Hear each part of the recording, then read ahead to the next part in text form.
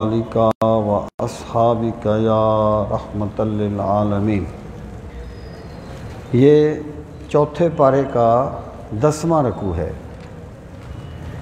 چوتھے پارے کا 10واں رکوع شروع ہو رہا ہے۔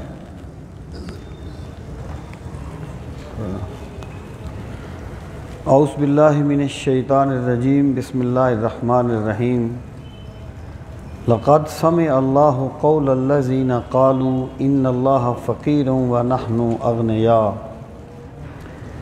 سنکتب ما قالوا وقتلهم الانبیاء بغیر حق ونقول ذوقوا عذاب الحریق۔ اس کا ترجمہ جی، لقد لام یہاں پر تاکید کے لیے ہے یا قسم کے لیے ہے۔ قد کا لفظ بھی تحقیق کے لیے ہوتا ہے۔ یقیناً سمع سن لیا، اللہ تعالیٰ نے قول بات کو، الذین جن لوگوں نے، قالوا کہا، ان اللہ بے شک اللہ تعالیٰ، فقیر محتاج ہے، ونحن اور ہم، اغنیاء غنی ہیں۔ یقیناً اللہ تعالیٰ نے ان بندوں کی بات کو سن لیا جنہوں نے کہا کہ اللہ تعالیٰ محتاج ہے اور ہم غنی ہیں۔ سنکتب، سین تاکید کے لیے بھی ہوتا ہے اور مضارع کو قریب کرنے کے لیے بھی، ہم یقیناً لکھ لیں گے، ما قالو، ما جو کچھ، قالو انہوں نے کہا، وقتلہم الانبیاء، وقتلہم اور قتل کرنا ان کا، الانبیاء اللہ تعالیٰ کے نبیوں کو، بغیر حق ناحق، بغیر حق کے یعنی ناحق، ونقول اور ہم کہیں گے، ذوقوا چکھو، امر کا صیغہ ہے، ذوقوا چکھو، عذاب الحریق، حریق جلانے والا، عذاب الحریق آگ کا عذاب، اور ہم کہیں گے آگ کا عذاب بھگتو یا آگ کا عذاب چکھو۔ ہاں، یہ جو آیات طیبات ہیں، ان میں اللہ تعالیٰ نے یہود کی بعض سازشوں کا ذکر کیا ہے۔ اس سے پہلے غزوہ احد کے تناظر میں مشرکین کی شرارتوں کا ذکر تھا، اور اب اللہ تعالیٰ نے باطل لوگوں کے دوسرے گروہ یہود کی شرارتوں کا تذکرہ فرمایا۔ یہ اس میں ربط ہے۔ یہ جو آیہ کریمہ ہے، یہ دیکھو، ویسے تو یہود بھی اللہ تعالیٰ کو مانتے تھے، اور جو بندہ جس بھی معنی میں اللہ تعالیٰ کو مانتا ہے، وہ یہ تو عقیدہ نہیں رکھتا کہ اللہ تعالیٰ میرا محتاج ہو گیا ہے اور میں امیر ہوں، میں غنی ہوں۔ یہود نے یہ بات تمسخر اڑاتے ہوئے کہی تھی، مذاق اڑاتے ہوئے کہی تھی۔ جب اللہ تعالیٰ نے یہ حکم دیا کہ من ذا الذی یقرض اللہ قرضا حسنا، کون ہے جو اللہ کو قرض حسنا دیتا ہے، یہ اللہ تعالیٰ نے بندہ نوازی کی انتہا فرمائی تھی کہ مال بندے کو اللہ نے دیا ہے، اور بندہ راہ خدا میں اس وقت تک دے بھی نہیں سکتا جب تک میرا مولا اس کے دل میں خیال نہیں ڈالتا۔ یعنی مال بھی اس کا، عنایت بھی اس کی، کرم بھی اس کا۔ بندے نے دے دیا اللہ کے راستے میں تو اس کا اپنا بھلا ہوا نا، بندے کا اپنا بھلا ہوا کہ اللہ اسے اجر دے گا۔ لیکن اس کے باوجود اللہ تعالیٰ نے اسے قرض سے تعبیر فرمایا کہ جو بندہ میری راہ میں دیتا ہے وہ یوں سمجھے جیسے اس نے اللہ کو قرض دے دیا ہے۔ جیسے کوئی بھی خوددار آدمی قرض نہیں رکھتا تو اللہ تعالیٰ بھی تمہیں اس کا اجر، یعنی تمہیں اس کا اجر اتنا ہی یقینی ملے گا گویا کہ تم نے اللہ تعالیٰ کو قرض دیا ہے، اور اللہ تعالیٰ تمہیں اس کا بہترین اجر عطا فرمائے گا۔ یعنی یہ تھی وہ بات جو اللہ تعالیٰ نے بندہ نوازی کی انتہا کی تھی، اور جب سوچ بدل جائے تو پھر پازیٹیو چیزیں بھی نیگیٹو ہو جاتی ہیں۔ تو اسی کو یہود نے طنز کا ذریعہ بنا لیا، تان کا ذریعہ بنا، کہتے دیکھو جی اب تو اللہ تعالیٰ محتاج ہو گیا ہے، کہتا ہے مجھے قرض دو۔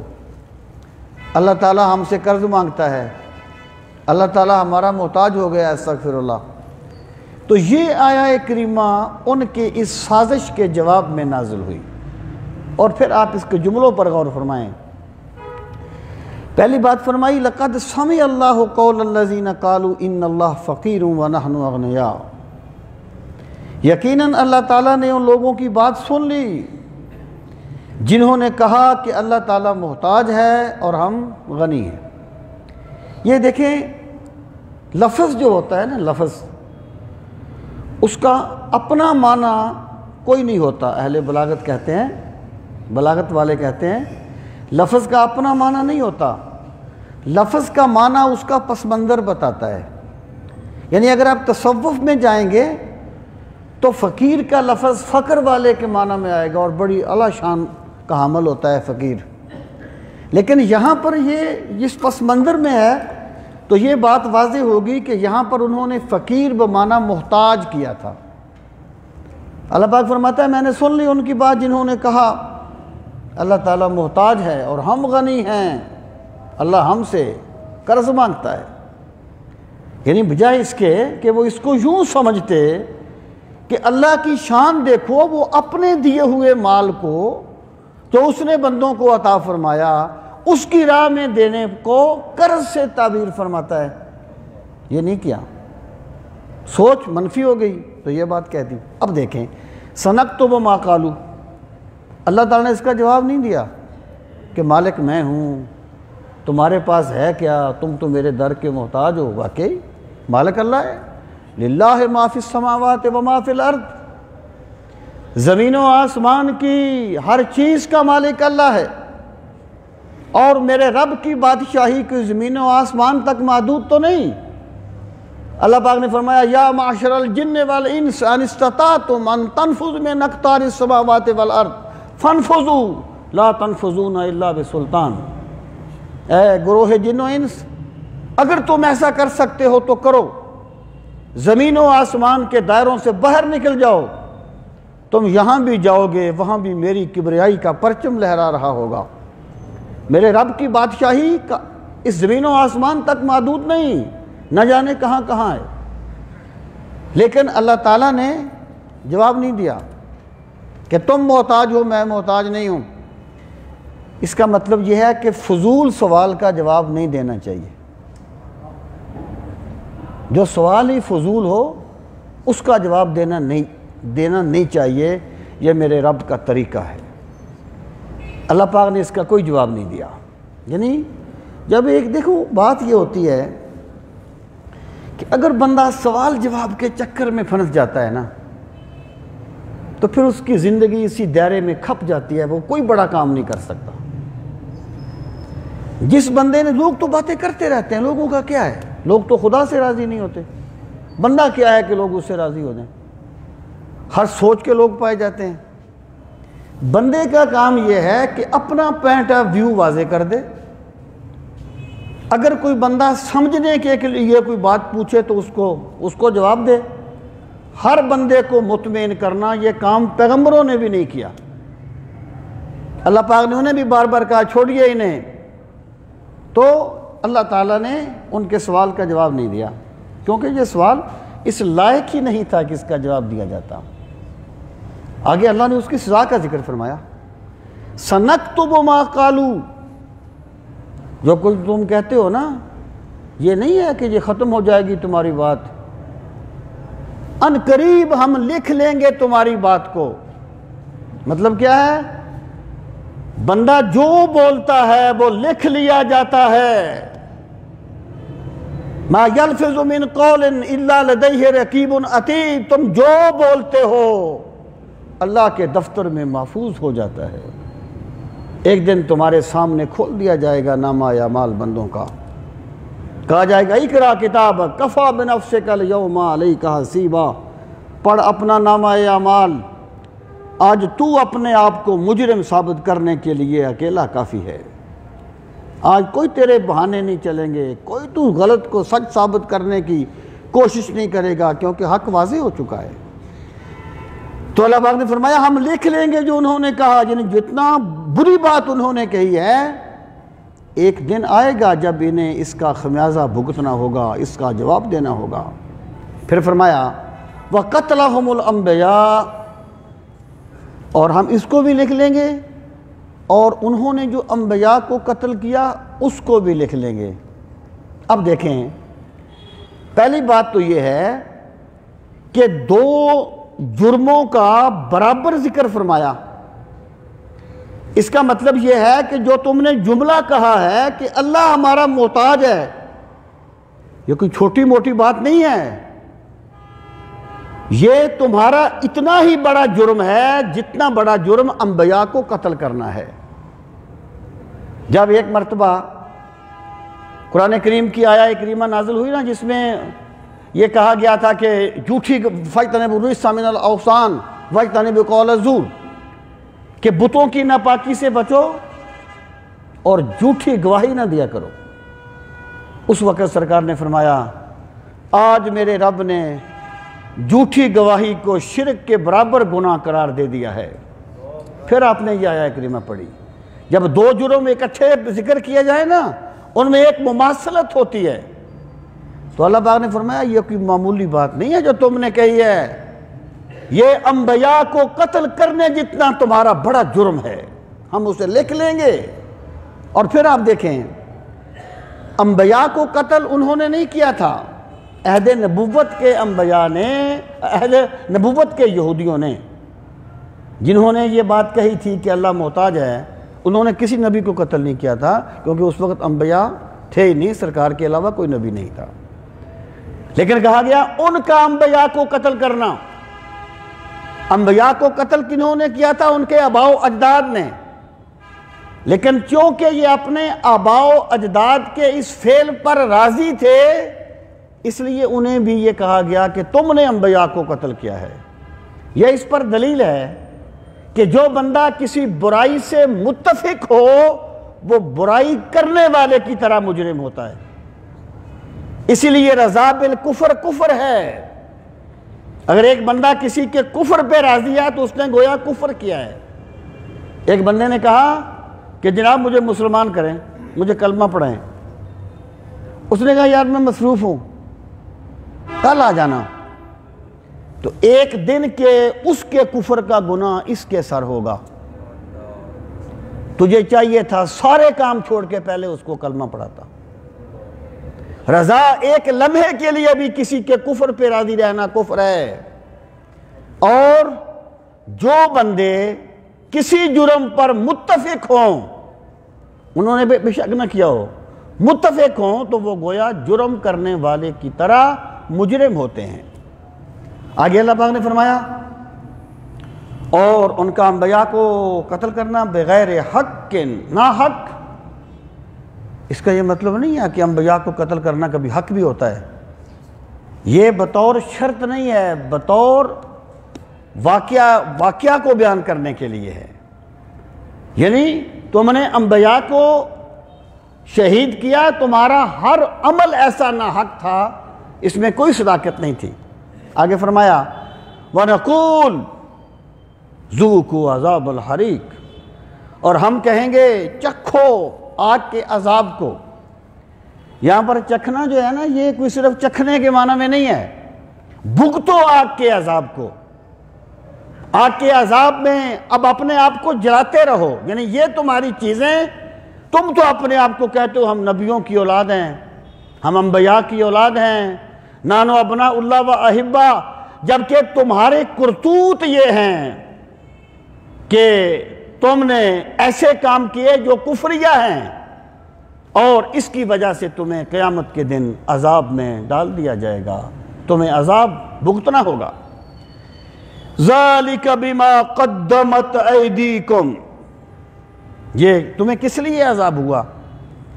یعنی ذالکہ کا لفظ ویسے وہ کے معنی میں آتا ہے، اگر آپ نے کسی قریب کی چیز کی طرف اشارہ کرنا ہے تو ہاذا کہتے ہیں، دور کو کرنا ہے تو ذالکہ کہتے ہیں، لیکن قرآنی اسلوب اپنا ہے۔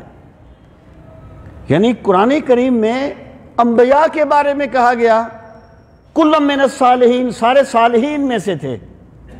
اب ایک تقسیم میں تو صالحین کا درجہ جو ہے وہ انبیاء، صدیقین، شہداء کے بعد آتا ہے، لیکن یہ قرآن کا اپنا اسلوب ہے کہ صالحیت کاملہ کے معنی میں دنیا جہان کے ولی جس کی گرد راہ کو نہیں پہنچ سکتے۔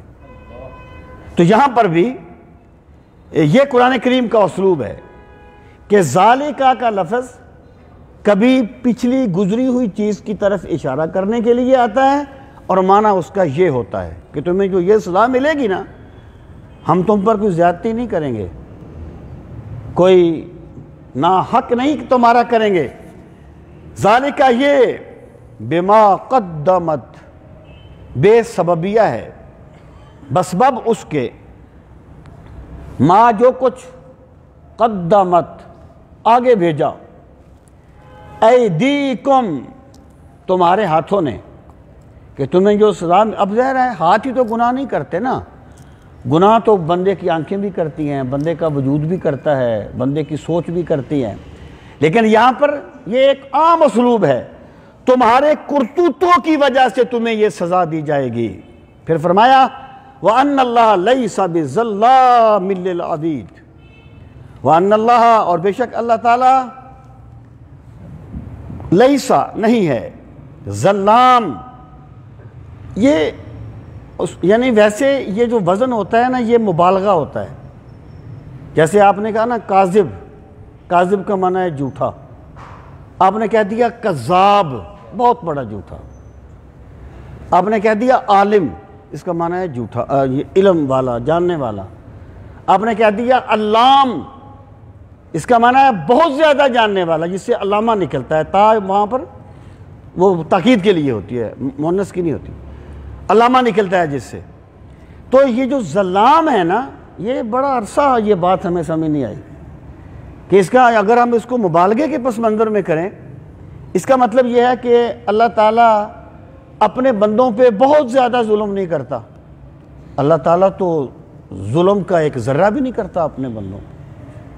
تو مفسرین نے کہا کہ یہ جو وزن ہوتا ہے یہ کبھی کبھی مبالغہ کے لیے نہیں، صرف نسبت کے لیے ہوتا ہے، جیسے عطار، اس کا یہ مطلب نہیں ہے بہت زیادہ عطر بیچتا ہے، عطار بس عطر بیچنے والا، خباز نان بائی یہ روٹیاں پکانے والا، اس میں مبالغہ نہیں ہے کہ بہت زیادہ روٹیاں پکانے والا، نسبت ہے صرف۔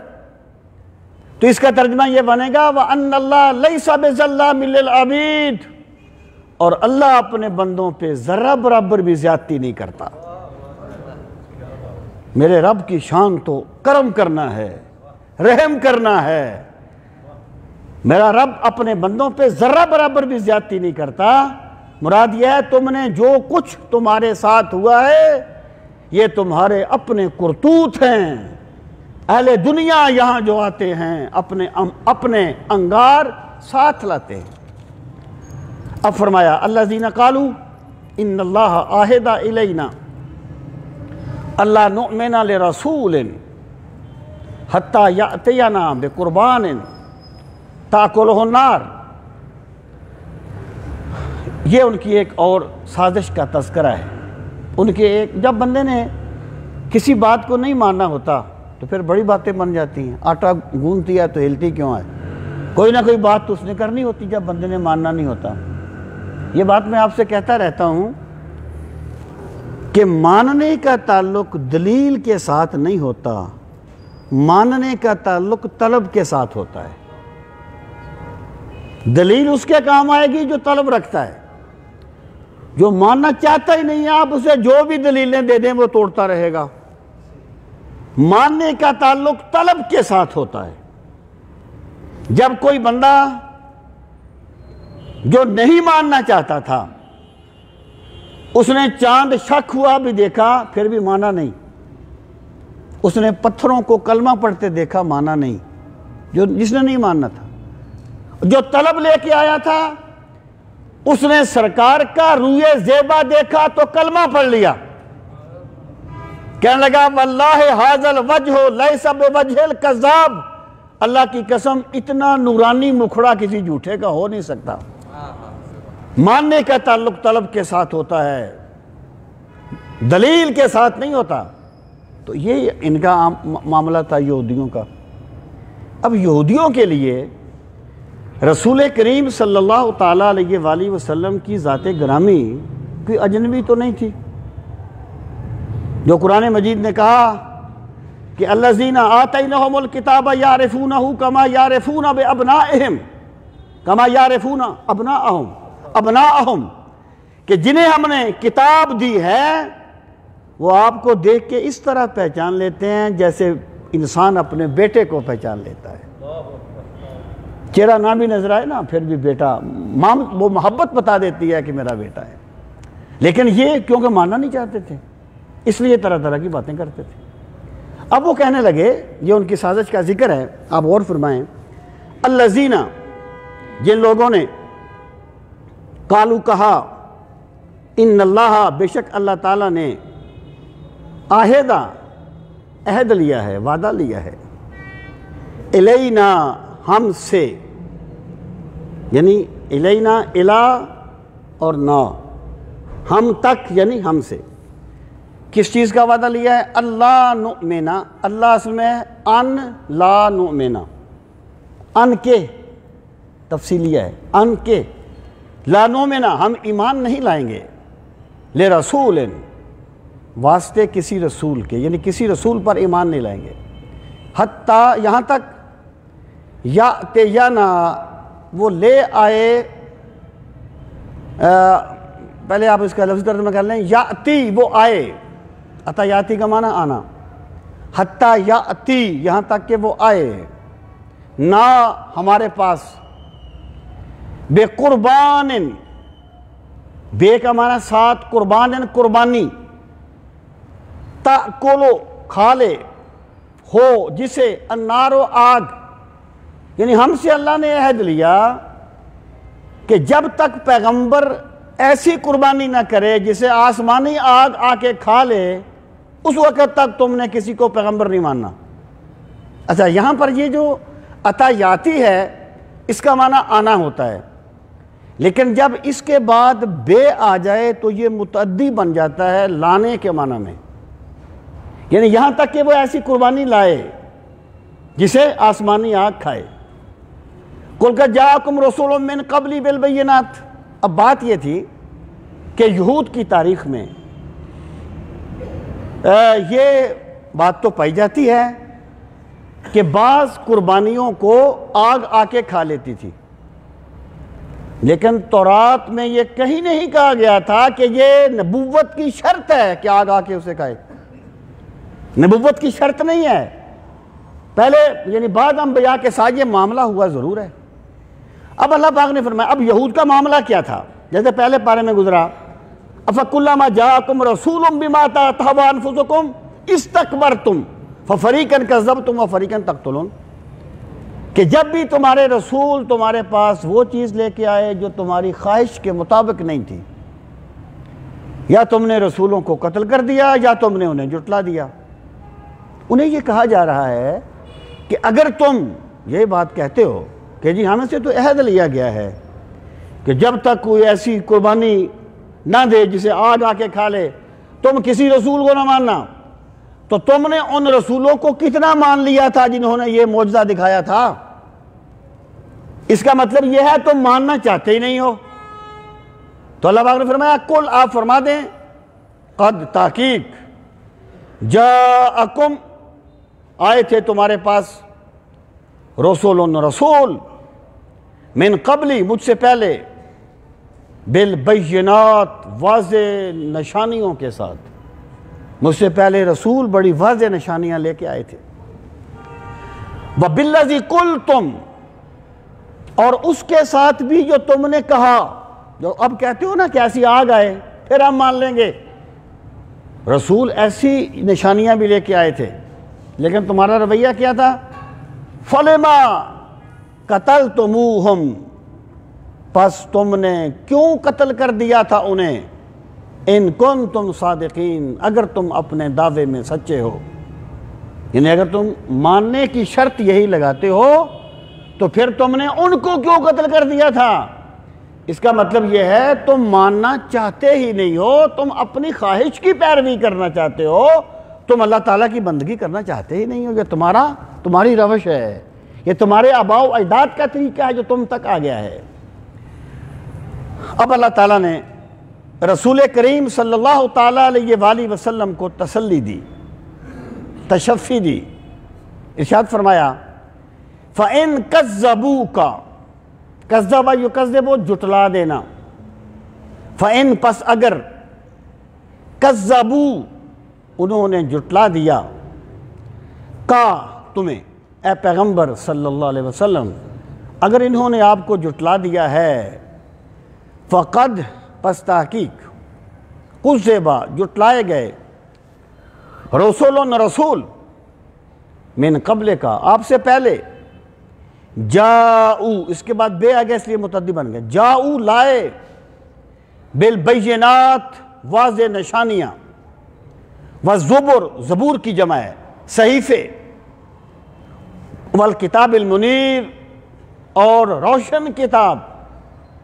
یہاں پر بینات سے مراد ہے دلیل کی قوت جو اللہ اپنے نبیوں کو دیتا ہے، یا اس سے مراد ہے حصی معجزات جو اللہ تعالیٰ رسولوں کو دیتا ہے۔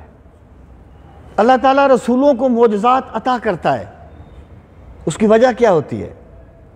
اس کی وجہ یہ ہے کہ بندہ کبھی اپنے جیسے بندے کا معتقد نہیں ہوتا، اپنے جیسے بندے کا قائل نہیں ہوتا۔ جس بندے کو آپ اپنے جیسا سمجھتے ہیں کبھی اس سے عقیدت نہیں رکھیں گے۔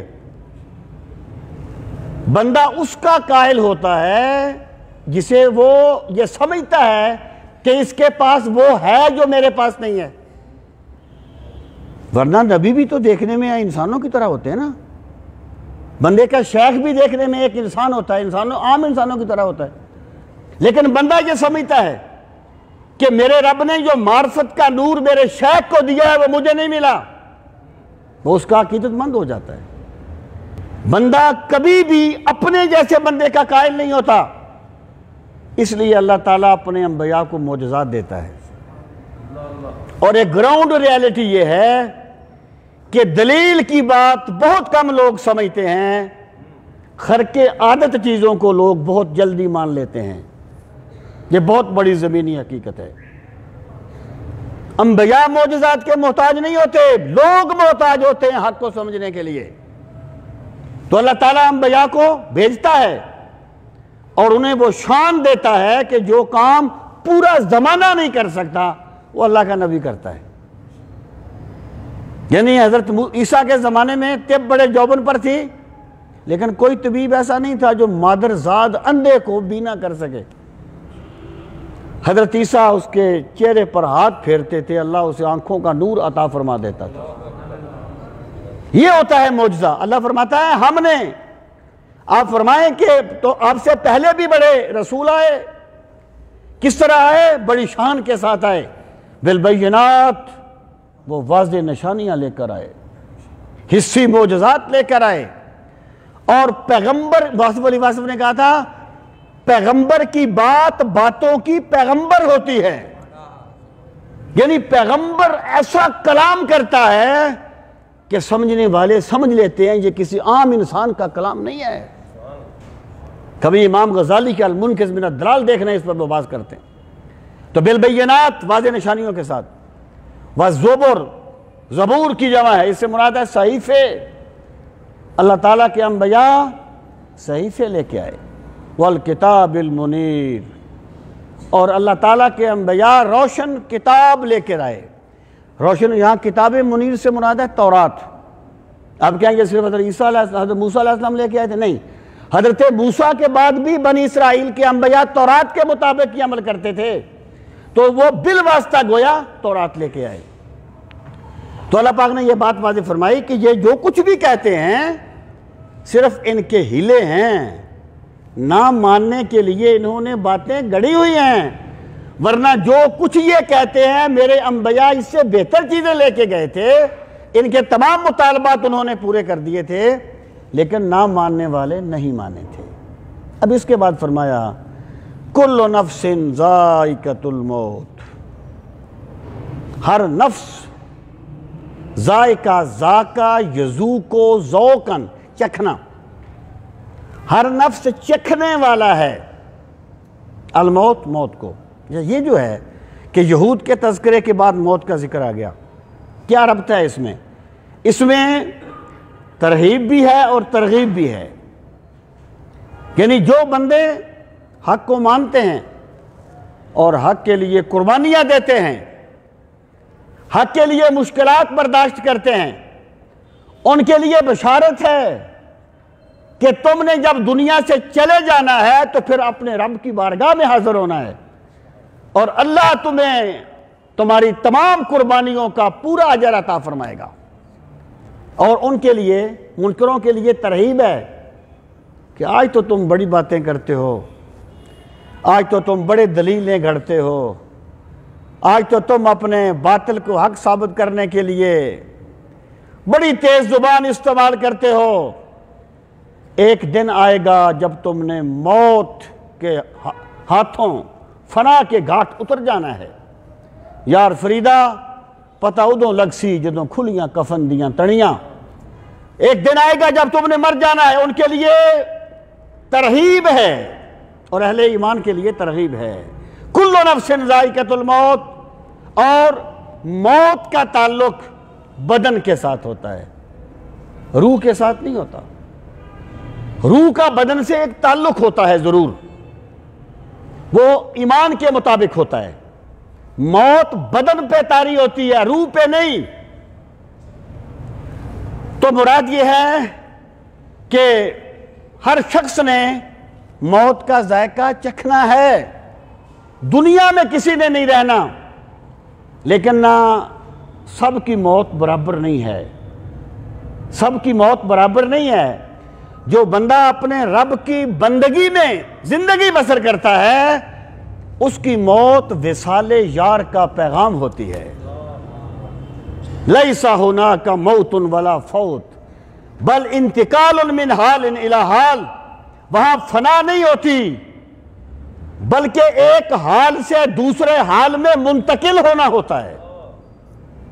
تو موت سب کو آئے گی، لیکن سب کی موت برابر نہیں. حضرت یہ رسالہ کشیریہ والے امام کشیری فرماتے ہیں، ایک بندہ میرے پاس آیا، کہنے لگا، میرے پاس آ کے رہنے لگا، چند دن رہا. ایک دن کہنے لگا میں کل مر جاؤں گا، یہ 1 درم لے لو، آدھے درم سے میری تکفین کر دینا، کفن وغیرہ خرید لینا، اور آدھا درم دیگر اخراجات پہ کرنا. کہتے ہیں دوسرا دن ہوا، میں زور کے بعد مر جاؤں گا. میں زور کے بعد مر جاؤں گا. کہتے ہیں دوسرا دن ہوا، زور کے بعد وہ واقعی مر گیا. تو ہم نے اسے غسل کفن دیا اور دفن کرنے کے لیے لے گئے. جب میں نے اسے لحد میں اتارا تو اس نے آنکھیں کھول دی. میں نے کہا احیات بعد الموت، اور مرنے کے بعد بھی زندہ ہو؟ اس نے کہا کل محب اللہ حی، جو بھی میرے رب کی محبت میں تڑپتا ہے وہ زندہ ہی ہوتا ہے. یار فریدہ اسی بلے شاہ اسی مرنا نہیں، گور پیا کوئی اور. کل میں پڑھ رہا تھا، پتہ نہیں کوئی وہ لکھنے کے بارے میں کوئی سٹڈی، رات کو لیٹ آیا تو تھکا ہوا بھی تھا، کچھ دیکھ رہا تھا. مجھے اب ان کا نام تو یاد نہیں ہے. وہ کہتے ہیں کہ جب میں نے اس بندے کو، وہ کوئی بزرگ ہیں غالباً امام کشیری ہیں، میں نے اسے جب قبر میں اتارا ایک اور بندے کو، تو اب قبر میں اتار کے وہ نیچے کوئی سرانا وغیرہ تو نہیں ہوتا نا. تو میں نے کہا مولا تیرا بے بس بندہ تیری بارگاہ میں حاضر ہو گیا ہے. وہاں لفظ تھا یعنی تیرا بے بس بندہ جس کے پاس کچھ نہیں ہے وہ تیری بارگاہ میں حاضر ہو گیا ہے. کہنے لگا اس نے مجھے کہا تو مجھے بے بس ثابت کرتا ہے, میرا رب تو میرے ناز اٹھاتا ہے. تو دل لے لو, میرا رب تو میرے ناز اٹھاتا ہے. تو مطلب یہ ہے کہ لوگوں مرنا سب نے ہے. اگر اللہ کی بندگی میں دنیا سے جاؤ گے تو موت وصال یار کا پیغام بن جائے گی. اسے واسطے سائم ہر ویلے میں تے موت نو واجہ مار داواں, سنیا اے کملی والے دا وچ قبر نظارہ ہوئے گا. اور اگر اللہ کی نافرمانی کرتے ہوئے دنیا سے جاؤ گے پھر موت دکھوں کا پیغام بن کے آئے گی اور عذاب کی پیش خیمہ بن کے آئے گی. کل نفس ذائقۃ الموت, ہر شخص موت کو چکھنے والا ہے. وَإِنَّمَا اس کا معنی ہوتا ہے فقط, تو وَفَوْنَ تم پورا پورا دیا جاؤ گے. یہ وفا سے نکلا ہے, وفا پورا کرنا. تو وَفَوْنَ تم پورا پورا دیا جاؤ گے, اجورکم تمہارے اجر, یوم القیامہ قیامت کے دن.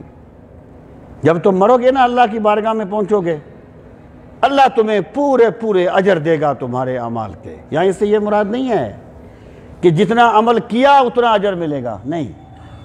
اللہ نے جو وعدہ کیا ہے نا اجر دینے کا کہ تم ایک نیکی کرو گے میں 10 کا بدلہ دوں گا, ایک کرو گے 70 کا بدلہ دوں گا, 100 کا بدلہ دوں گا, وہ سارے اللہ تمہیں عطا فرمائے گا اپنی بارگاہ میں. انما توفون اجورکم تم پورا پورا دیا جاؤ گے اپنے اجر یوم القیامہ قیامت کے دن. نیک اپنی سزا جو بھی بندہ کرے گا. وہ ایک صحابی تھے نا حضرت ساسا بن معاویہ رضی اللہ تعالیٰ عنہ, یا معاویہ بن ساسا, مجھے کنفرم نہیں ہے. انہوں نے اسلام قبول کیا. رسول کریم صلی اللہ تعالیٰ علیہ وسلم نے حضرت علی سے فرمایا انہیں دین پڑھایا کرو, دین اسلام سکھاؤ. تو وہ جانے لگے, چند دن ان کے پاس گئے پھر ہٹ گئے.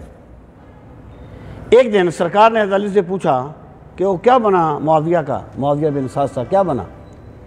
کہنے لگے یا رسول اللہ صلی اللہ علیہ وسلم وہ چند دن آئے پھر نہیں آئے. تو آپ نے فرمایا کہ جاؤ کسی کو بھیجا ان کو بلا کے لاؤ. وہ گیا بندہ تو وہ لکڑیوں کا گٹھا سر پہ اٹھائے آ رہے تھے. اس نے کہا تجھے حضور نے یاد فرمایا ہے. وہ کیا ہے کہ سکیاں تو کیا کرتی ہیں یاد اپنے پیا کو, سکیاں تو کیا کرتی ہیں یاد اپنے پیا کو, لیکن وہ سہاگن ہے پیا جس کو کرے یاد. لیکن وہ سہاگن ہے پیا جس کو. کہا تجھے سرکار نے یاد فرمایا ہے, تجھے سرکار نے یاد فرمایا. وہ پھینکا گٹھا سرکار کی بارگاہ میں آ گیا. پوچھا تو تم پڑھنے نہیں آتے؟ کہنے لگے یا رسول اللہ صلی اللہ علیہ وسلم میری تعلیم مکمل ہو گئی. آپ نے پوچھا کیسے مکمل ہو گئی؟ فرمایا مجھے حضرت علی نے ایک آیت پڑھائی تھی, فَمَن يَعْمَلْ مِثْقَالَ ذَرَّةٍ خَيْرًا يَرَى وَمَن يَعْمَلْ مِثْقَالَ ذَرَّةٍ شَرًّا يَرَى. اگر ذرہ برابر نیکی بھی کرو گے اسے بھی دیکھ لو گے, ذرہ برابر برائی بھی کرو گے اسے بھی دیکھ لو گے. بس میں سمجھ گیا جب بھی کوئی کام کرنے لگتا ہوں میں سمجھتا ہوں بس مجھے قیامت کے دن اس کا جواب دینا ہوگا. سرکار نے فرمایا ہاں تیری تعلیم واقعی مکمل ہو گئی. ابن مسعود فرماتے تھے نا لوگوں, علم زیادہ روایتیں کرنے کا نام نہیں ہے, علم معرفت الہی کا نام ہے, علم خشیت الہی کا نام ہے. انما یخشی اللہ من عبادہ العلماء. اللہ نے فرمایا اہل علم وہی ہیں جو خشیت الہی رکھتے ہیں. تو اللہ اکبر, اللہ پاک نے فرمایا انما توفون اجورکم یوم القیامہ. لوگوں قیامت کے دن تمہیں تمہارے اعمال کا پورا پورا بدلہ دیا جائے گا. جو بھی کام کرتے ہو مت بھولو, تمہیں قیامت کے دن اس کا جواب دینا ہوگا. جو اپنے منہ سے نکالتے ہو اس کا جواب بھی دینا ہوگا. اب اللہ پاک نے فرمایا فمن زحزح عن النار, پس جو بچا لیا گیا آگ سے, وَأُدْخِلَ الْجَنَّةَ، اور اسے داخل کر دیا گیا جنت میں، فَقَدْ فَازَ، تحقیق وہ کامیابی پا گیا۔ یعنی بندہ یہ سمجھتا ہے کہ میں بڑا دھوکہ کر کے کسی ناجائز چیز پہ قبضہ کر لوں، میں بڑا کامیاب ہوں، بڑا فراڈ کروں پکڑا ہی نہ دوں، میں بڑا کامیاب ہوں۔ جو بندہ مادی دنیا کے لیے اپنی آخرت برباد کر لیتا ہے، بڑے گھاٹے کا سودا کرتا ہے۔ آج پتہ نہیں چلے گا، اس وقت پتہ چل جائے گا جب قبر کی پہلی رات آئے گی۔ اللہ پاک فرماتا ہے کامیاب وہ نہیں ہے جس نے زندگی اس طرح گزاری کہ جب وہ رب کی بارگاہ میں پہنچا تو میرے رب نے اسے جنت میں داخل کر دیا۔ فَمَنْ زُحْزِحَ عَنِ النَّارِ وَأُدْخِلَ الْجَنَّةَ فَقَدْ فَازَ، جو آگ سے بچا لیا گیا اور جنت میں داخل کر دیا گیا، فَقَدْ فَازَ، یقیناً وہ کامیاب ہو گیا۔ وَمَا الْحَيَاةُ الدُّنْيَا إِلَّا مَتَاعُ الْغُرُورِ، وما اور نہیں ہے الحیات الدنیا، دنیاوی زندگی، الا مگر متاع الغرور، دھوکے کا سودا، دھوکے کا ساز و سامان۔ یعنی ایک ڈرامہ ہوتا ہے، ڈرامے کوئی بادشاہ بن جاتا ہے، کوئی وزیر بن جاتا ہے، ڈرامہ ختم، اس کی بادشاہی ختم، اس کی وزارت ختم۔ بندہ سمجھتا ہے میں یہ ہوں، میں وہ ہوں، جب آنکھ بند ہوتی ہے تو کچھ نہیں ہوتا، رب ہوتا ہے یا بندہ ہوتا ہے۔ فرمایا دنیا دھوکے کا سامان ہے۔ مطلب کیا ہے؟ گراؤنڈ ریالٹی یہ ہے کہ لوگ اس دھوکے میں پڑے ہوئے ہیں۔ اللہ نے تو دنیا کو بندوں کے لیے امتحان بنایا ہے نا، لیکن بندہ دھوکے میں پڑا ہوا ہوتا ہے۔ وَمَا الْحَيَاةُ الدُّنْيَا، میرا ہے میرا ہے میرا ہے، کچھ نہیں ہوتا۔ جب آنکھ بند ہوتی ہے، مولا علی نے فرمایا تھا النَّاسُ نِيَامٌ اِذَا مَاتُوا فَانْتَبَهُ، لوگ سوئے ہوئے ہیں، لیکن بندہ خواب دیکھتا ہے، خواب دیکھتا ہے بندہ، پتہ نہیں کیا کیا کہاں کہاں پہنچ جاتا ہے۔ الناس نیام، لوگ سوئے ہوئے ہیں، اس وقت جاگیں گے جب ان کی موت آئے گی۔ خواب تھا جو کچھ کے دیکھا، جو سنا افسانہ تھا، تب انہیں پتہ چلے گا۔ اللہ پاک فرماتا ہے وَمَا الْحَيَاةُ الدُّنْيَا إِلَّا مَتَاعُ الْغُرُورِ، اور دنیا کی زندگی تو صرف دھوکے کا سامان ہے۔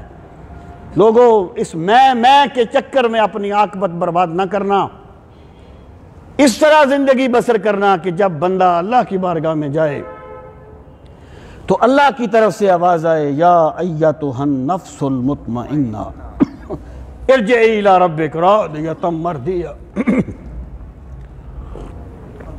فادخلی فی عبادی وادخلی جنتی۔ ارشاد فرمایا لَتُبْلَوُنَّ فِي أَمْوَالِكُمْ وَأَنفُسِكُمْ وَلَتَسْمَعُنَّ مِنَ الَّذِينَ أُوتُوا الْكِتَابَ مِنْ قَبْلِكُمْ وَمِنَ الَّذِينَ أَشْرَكُوا أَذًى كَثِيرًا وَإِن تَصْبِرُوا وَتَتَّقُوا فَإِنَّ ذَلِكَ مِنْ عَزْمِ الْأُمُورِ۔ لَتُبْلَوُنَّ، بلا کا معنی ہوتا ہے آزمانا، آزمائش، یقیناً تم آزمائے جاؤ گے۔ فی اموالکم، اپنے مالوں میں، یعنی تمہیں اللہ کو راضی کرنے کے لیے اسلام قبول کرنے کے بعد مالوں کی قربانی بھی دینی ہوگی۔ وانفسکم، اور اپنے نفسوں میں بھی آزمائے جاؤ گے، تمہیں اپنی جانوں کی قربانی بھی دینی ہوگی۔ وَلَتَسْمَعُنَّ، اور یقیناً تم سنو گے، من الذین، ان لوگوں سے جنہوں نے جو اوتو دیے گئے الکتاب، کتاب، من قبلکم، تم سے پہلے، جن لوگوں کو تم سے پہلے کتاب دی گئی تم ان لوگوں کی طرف سے سنو گے کیا؟ وَمِنَ الَّذِينَ أَشْرَكُوا، اور ان لوگوں سے بھی جنہوں نے شرک کیا، کیا سنو گے؟ اذًا کثیرا، بڑی تکلیف دہ باتیں۔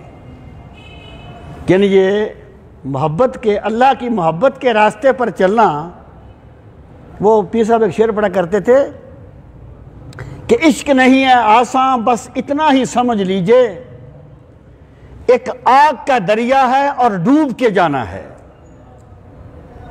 تمہیں سننی پڑے گی باتیں۔ ہوتا کیا ہے؟ بندہ ہمت کون ہارتا ہے؟ جس کی محبت کا عمل نہیں ہوتی۔ ورنہ حقیقت یہ ہے کہ مجاز میں بھی وہ کیا ہے کہ پہلے پہل کا عشق، ابھی یاد ہے فراز، جی خود یہ چاہتا تھا کہ رسوائیاں بھی ہوں۔ محبت کی دنیا میں تان و تشریح میں بندہ ایک لذت محسوس کرتا ہے، یہ زمینی حقیقت ہے۔ جب مجاز میں یہ ہے تو حقیقت میں کیا ہوگا؟ اللہ کی محبت میں سنی گئی باتیں کتنی لذت دیں گی۔ فرمایا ایمان والو تم سنو گے ان سے باتیں، کیونکہ یہ روش ہے، اس طریقے سے ہوتا ہے۔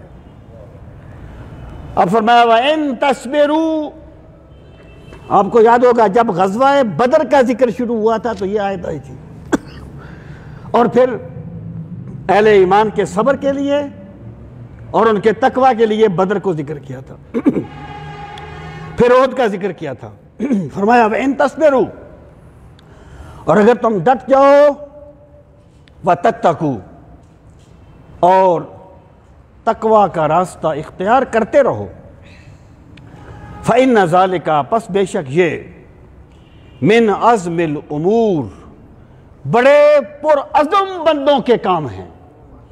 یعنی جو بندہ اللہ کے راستے میں ایک بات نہیں سن سکتا، گھبرا جاتا ہے، وہ بڑا چھوٹا بندہ ہے۔ جو بندہ حق کے لیے ذرا مشکل برداشت نہیں کر سکتا، گھبرا جاتا ہے، بڑا کم ظرف ہے۔ جو بندہ حق کے لیے مسکراتے ہوئے مصیبتیں برداشت کرتا ہے، اللہ فرماتا ہے بڑا اولو العزم بندہ ہے، بڑا بلند شان والا ہے۔ اب دیکھیں کہ رسول کریم صلی اللہ تعالیٰ علیہ وسلم کی ذات گرامی اللہ تعالیٰ کے محبوب ہیں۔ آپ کو ساحر بھی کہا گیا، کاہن بھی کہا گیا، پتہ نہیں کیا کچھ کہا گیا، پتھر بھی مارے گئے، لیکن سرکار ڈٹے رہے راہ حق میں۔ یہ اولو العزم انسانوں کے لیے آپ آئیڈیل بن گئے، نمونہ بن گئے۔ تو فرمایا اگر تم صبر اختیار کرو گے اور تقوی کا راستہ اختیار کرو گے تو یہ تمہارے بلند ہمت ہونے کی علامت ہے، یہ بلند ہمت لوگوں کے کام ہیں۔ وَإِذَا أَخَذَ اللَّهُ مِيثَاقَ الَّذِينَ أُوتُوا الْكِتَابَ لَتُبَيِّنُنَّهُ لِلنَّاسِ وَلَا تَكْتُمُونَهُ۔ اب یہ ان کے ایک عہد کا ذکر کیا، یعنی جو عہد ان سے لیا نہیں گیا تھا نا، انہوں نے یہ نہیں کہا گیا تھا کہ جب تک آگ نہ جلائے تو اسے پیغمبر نہ ماننا، یہ عہد نہیں لیا گیا تھا ان سے، یہ انہوں نے خود کہا، کیونکہ ان کے مفاد میں تھا، ان کے باطل نظریے کا مؤید تھا۔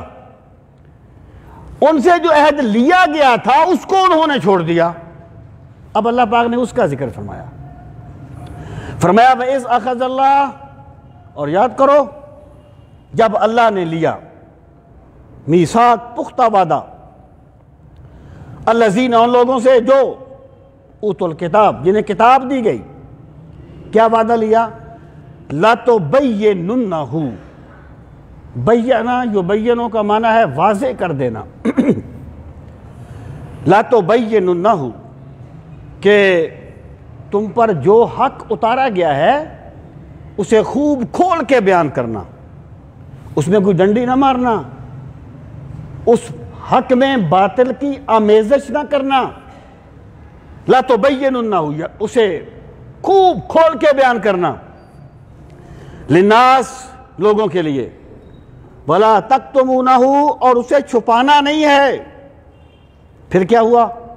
فَنَبَذُوهُ وَرَاءَ ظُهُورِهِمْ، نبذہ کا معنی پھینک دینا، فا کا معنی پس انہوں نے پھینک دیا اسے، وَرَاءَ ظُهُورِهِمْ، اپنی پشتوں کے پیچھے، اسے پس پشت پھینک دیا، ڈال دیا۔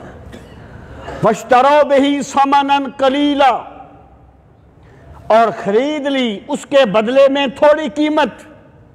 مطلب کیا ہے کہ جو عہد تم سے نہیں لیا گیا تھا کیونکہ وہ تمہارے مفاد میں تھا، تم اس کا ذکر تو کرتے ہو، جو اللہ نے عہد لیا تھا تم اس کا ذکر نہیں کرتے۔ تمہیں اللہ نے کہا تھا حق کو واضح کرنا، اور تم اپنے مفادات کے لیے پیغمبر آخر الزمان کی نشانیاں چھپا رہے ہو۔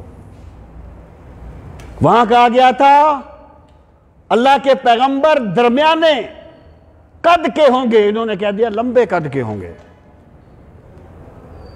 انہوں نے بکا کو بدل کر وادی بقا کر دیا، تو مطلب یہ ہے کہ جو تمہیں کہا گیا تھا وہ تو تم کرتے نہیں ہو، اور جو تمہیں نہیں کہا گیا وہ تم کرتے ہو، جس کا مطلب یہ ہے تم خدا پرست نہیں ہو، تم مفاد پرست ہو، تم خواہش پرست ہو، تم اپنی انا کی پوجا کرتے ہو، اپنی خواہشات کی پوجا کرتے ہو۔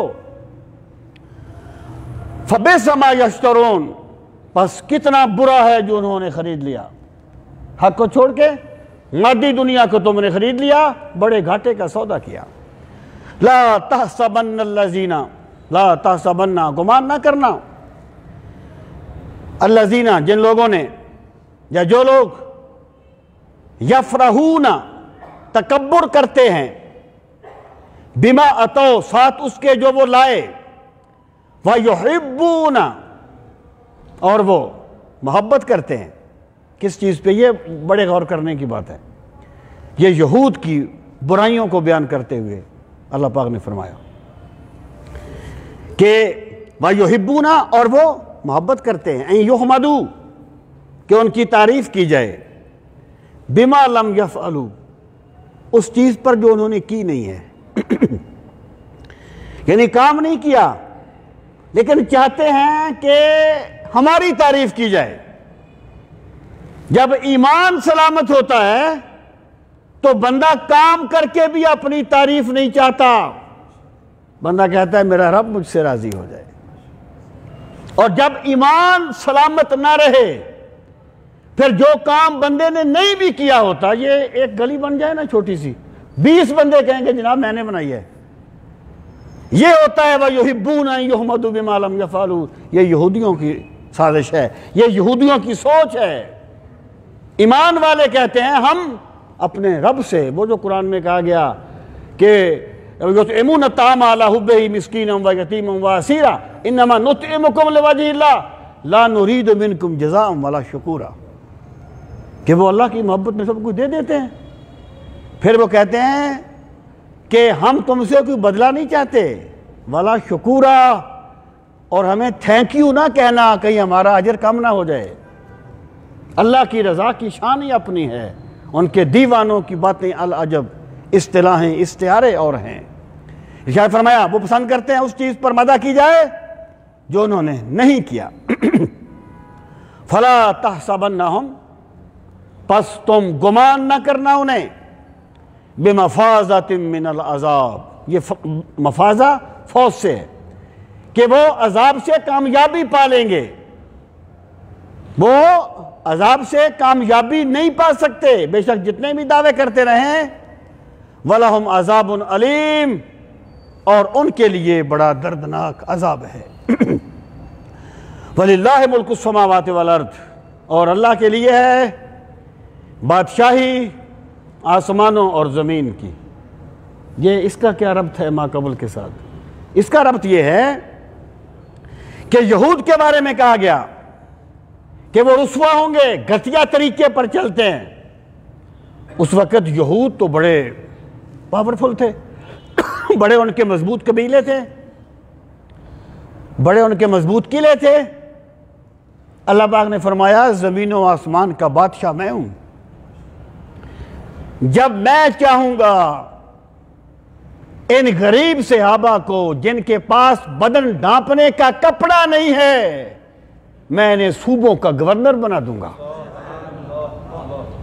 میں ان یہود کو ذلیل کر دوں گا، میں ان ایمان والوں کو عزت دوں گا۔ للہ ملک السماوات والارض واللہ علی کل شیء قدیر، اور اللہ کی شان یہ ہے کہ وہ جو چاہتا ہے اس پہ پوری طرح قدرت رکھتا ہے، کوئی اللہ کے راستے میں رکاوٹ نہیں ڈال سکتا۔ اللہ تعالی ہم سب کو قرآن مجید کا فہم صحیح نصیب فرمائے۔ وما علینا الا البلاغ المبین۔ جی کیا نام ہے؟ اللہ خیر۔ میں یہ ایک سوال ہے بانڈز کے بارے میں، یہ جو انعامی بانڈ ہوتے ہیں کہ وہ جائز ہیں یا ناجائز ہیں؟ دیکھیں میں نے آپ کو ایک اصولی بات بتائی تھی، اس پہ آپ ہر ایسے معاملے کو منطبق کر سکتے ہیں کہ کوئی بھی ایسا کاروبار جس کا نفع یقینی ہو اور فکس ہو وہ سود ہوتا ہے، اور کوئی بھی ایسا کاروبار جس میں یا آپ کے تھوڑے جائیں گے یا آپ کو بہت مل جائیں گے وہ جوا ہے۔ بندے نے 50 روپے کی پرچی خرید لیا، نکلا ہے تو ممکن ہے لاکھ کا نکلا ہے، نہ نکلے تو 50 گئے، یہ جوا ہے۔ اور ہر ایسا معاملہ جس میں نفع بھی ممکن ہو، نقصان بھی ممکن ہو، برابری بھی ممکن ہو وہ تجارت ہے۔ اگر انعامی بانڈ ایسا ہے جو واپس نہیں ہوتا، یعنی آپ نے لے لیا نکلا ہے تو ٹھیک ہے ورنہ ختم ہو گیا، تو وہ جوا ہے۔ اگر آپ انعامی بانڈ واپس کر سکتے ہیں تو وہ جائز ہے۔ ایسا انعامی بانڈ جو نکل آیا تو فبیا، نہ نکلا آپ نے واپس کر دیا، یہ سود نہیں ہے یہ جوا بھی نہیں ہے، یہ جائز ہے۔ ٹھیک ہے، اس پہ لمبی چوڑی بات ہے، اس کا وقت نہیں ہے، بس آپ اس کا یہ بنیادی بات یاد رکھیں۔ اویس نام بتایا؟ الحمدللہ رب العالمین والعاقبۃ للمتقین، الصلاۃ والسلام علی سید المرسلین وعلی آلہ واصحابہ اجمعین۔ ربنا آتنا فی الدنیا حسنۃ وفی الآخرۃ حسنۃ وقنا عذاب النار۔ پروردگار عالم اپنی بے پناہ رحمتوں کا واسطہ ہم سب کی حاضری اپنی بارگاہ عالی میں قبول و منظور فرما۔ یا اکرم الاکرمین اپنی بے پناہ قدرتوں کا واسطہ ہمیں نعمت قرآن کی قدر کرنے والا بنا دے۔ میرے مالک قرآن کریم کو سمجھنے کے لیے ہمیں شرح صدر کی نعمت سے نواز۔ میرے مالک ہمیں قرآنی تعلیمات کے مطابق عمل کرنے والا بنا دے۔ ہمیں اپنی سوچ کو قرآنی احکامات کے مطابق ڈھالنے والا بنا دے۔ پروردگار عالم قرآن مجید کے انوار و تجلیات کا واسطہ ہمارے تاریک دلوں کو منور فرما۔ میرے مالک ہماری قبروں کو بھی منور فرمانا۔ میرے مالک قیامت کی تاریکیوں میں بھی قرآن مجید کا نور نصیب فرمانا، قرآن مجید کی شفاعت نصیب فرمانا۔ پروردگار عالم قرآن مجید کی بے پناہ برکتوں کا واسطہ اپنے پاک نبی علیہ الصلاۃ والسلام کی وجاہتوں کا واسطہ میرے مولا تمام دکھیوں کے دکھ دور فرما، تمام پریشان حالوں کی پریشانیاں دور فرما۔ میرے مالک سب کو امن اور آشتی والی زندگی نصیب فرما۔ میرے مالک ہمارے جسموں کے دکھ بھی دور فرما، ہماری روحوں کے روگ بھی دور فرما۔ پروردگار عالم اپنی بے پناہ رحمتوں کا واسطہ تمام بیماروں کو شفائے کاملہ و عاجلہ نصیب فرما۔ بالخصوص جس بچے کے لیے کہا گیا محمد اویس، میرے مالک انہیں صحت کلی نصیب فرما۔ میرے مالک اپنی بے پناہ قدرتوں کا واسطہ انہیں شفائے کاملہ و عاجلہ نصیب فرما، ان کی تمام بیماریوں سے انہیں محفوظ فرما۔ میرے مالک اور بھی جتنے دوستوں نے دعا کے لیے کہا، سب کو اپنی شان کے مطابق ان کی دعاؤں کو شرف قبولیت عطا فرما۔ میرے مالک ان کی جو بھی مشکلات انہیں درپیش ہیں اپنے کرم سے انہیں حل فرما، اپنے کرم سے ان کی مشکلات کو آسان فرما۔ یا اکرم الاکرمین جو تیرے بندے تیری پاک کتاب کو سمجھنے کے لیے وقت دیتے ہیں، ان کی حاضری کو شرف قبولیت عطا فرما، ان کے رزق میں برکتیں عطا فرما، جان مال میں برکتیں عطا فرما۔ یا اکرم الاکرمین حافظ محمد حسین صاحب کو بھی صحت کلی نصیب فرما۔ میرے مالک انہیں شفائے کاملہ و عاجلہ نصیب فرما۔ یا اکرم الاکرمین اپنے بے پناہ کرم کا واسطہ انہیں ہر قسم کی پریشانیوں سے محفوظ فرما۔ وصلی اللہ تعالی علی خیر خلقہ و نور عرشہ و زینت فرشہ محمد وعلی آلہ واصحابہ اجمعین آمین برحمتک یا ارحم الراحمین۔ اللہ پاک سب کو جزائے خیر دیجیے اپنے وقت